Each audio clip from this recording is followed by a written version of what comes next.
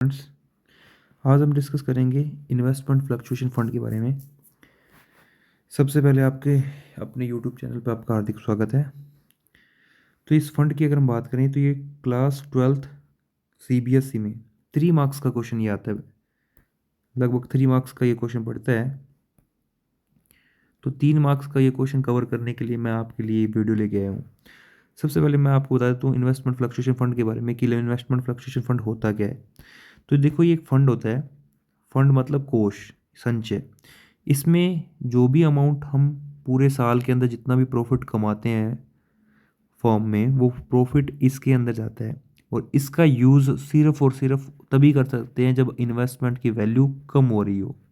अगर इन्वेस्टमेंट की वैल्यू किसी भी रीज़न से कम हो रही हो तो हम इस फंड का यूज़ करेंगे, अदरवाइज़ यूज़ नहीं करेंगे। अदरवाइज़ इसको पार्टनर्स में डिस्ट्रीब्यूट कर देंगे, चाहे वो पार्टनर रिटायर हो रहा हो, चाहे पार्टनर का एडमिशन हो रहा हो, चाहे पार्टनर का चेंज इन PSR हो रहा हो, यानी उनके अंश में, उनके लाभ विभाजन अनुपात में कोई परिवर्तन हो रहा हो।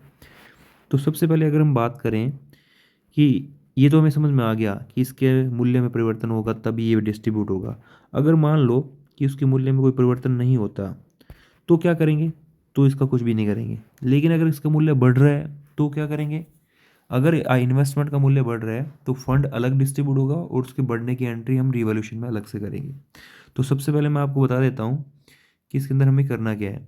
तो सबसे पहले हमें एक IFR जब भी यूज़ होगा, ये डेबिट होगा होगा चाहे यूज़ हो चाहे ना हो। ये हमेशा डेबिट क्यों होगा? क्योंकि अगर इन्वेस्टमेंट कम हुआ है तो यूज़ हो जाएगा, अगर इन्वेस्टमेंट कम नहीं हुआ तो ये पार्टनर्स में डिस्ट्रीब्यूट होगा। In case of admission, in case of retirement, in case of change in PSR। तो IFR डेबिट होगा ही होगा। सेकेंडली, अगर ये इन्वेस्टमेंट कम हो रहा है तो जितना पैसा इससे इन्वेस्टमेंट में जाएगा वो इन्वेस्टमेंट क्रेडिट हो जाएगा, क्योंकि इन्वेस्टमेंट जब भी कम होता है तो वो क्रेडिट होता है।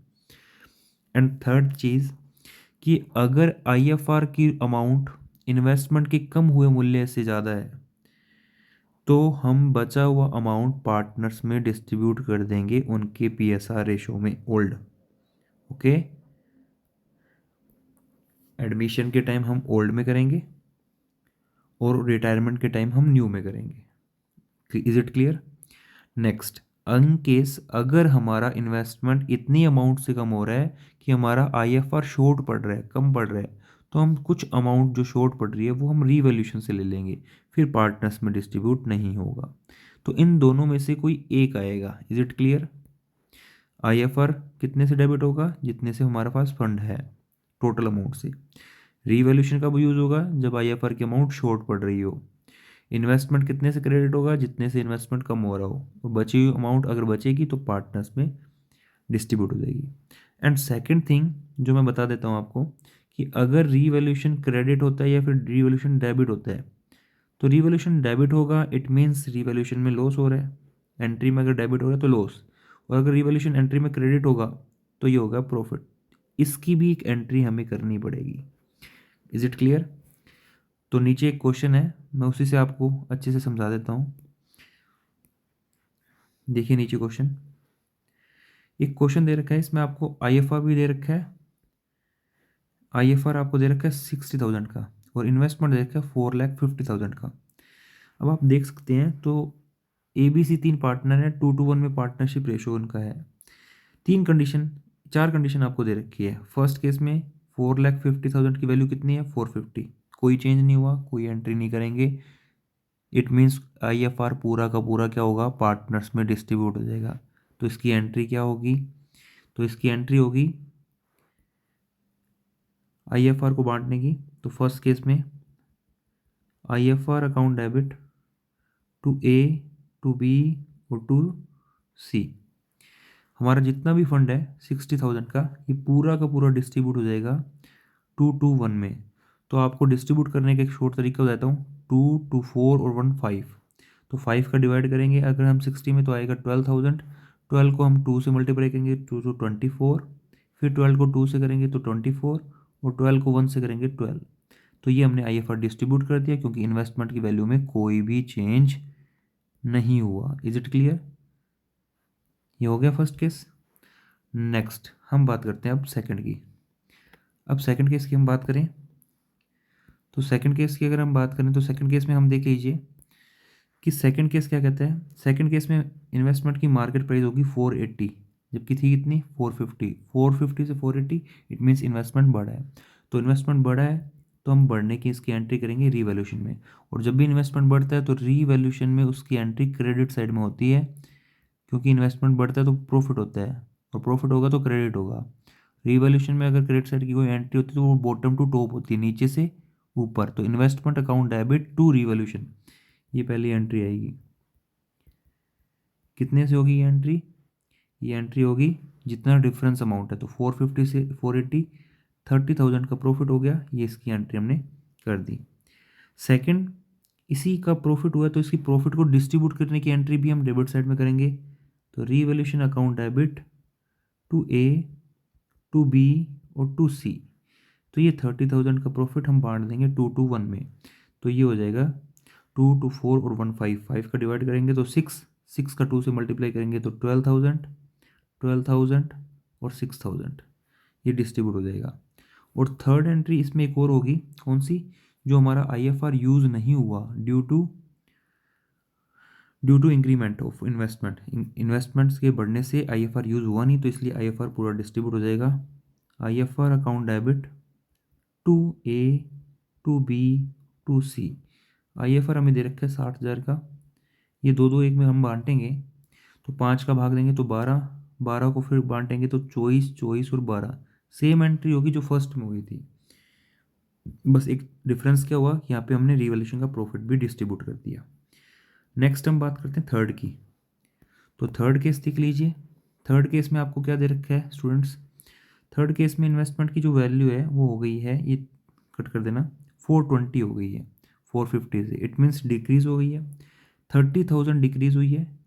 अगर ये कम होता है तब हम इसको यूज़ करेंगे, तो 60 में से 30 ले लेंगे और रिमेनिंग 30 डिस्ट्रीब्यूट कर देंगे।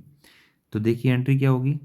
तो मैंने आपको बताया था किसी भी केस में IFR तो डेबिट होगा ही होगा, चेक कर लीजिए हो रहा है। तो IFR डेबिट कितने से होगा, जितने से हमारा फंड है। इन्वेस्टमेंट कितने से क्रेडिट होगा, जितने से इन्वेस्टमेंट कम हो रहा है। तो 450 420 पे आ गया, 30,000 कम हो गया, और जो बचा हुआ अमाउंट है वो पार्टनर्स में डिस्ट्रीब्यूट हो जाएगा 30,000 रुपये, दो दो एक में। तो दो दो चार और एक 5, 30 में 5 का भाग दें तो 6, 6 दूनी 12, 6 दूनी 12, 6 एकम 6, तो 12, 12 और 6, ये डिस्ट्रीब्यूट हो जाएगा। क्लियर, ये है हमारा थर्ड केस। अब आता है हमारा फोर्थ केस। फोर्थ केस देख लीजिए स्टूडेंट्स। फोर्थ केस क्या कहता है, फोर्थ केस में आपको क्या दे रखा है, एक बार अच्छे से मैं थोड़ा सा क्लीन कर देता हूँ। हाँ, फोर्थ केस में आपको वैल्यू दे रखी है 380। 450 से 380 हो गया, इट मीन्स हमने कितना इन्वेस्टमेंट कम करवा लिया, 70,000 का इन्वेस्टमेंट कम हो गया 450 से 380। तो 70 की हमें एडजस्टमेंट करनी है, तो 60 की यहाँ से हो जाएगी और बाकी रीवैल्यूशन से हो जाएगी 10,000 की। तो एंट्री क्या करेंगे हम, तो एंट्री हम देख लेते हैं क्या करते हैं। तो सबसे पहले एंट्री होगी हमारी IFR account debit to investment.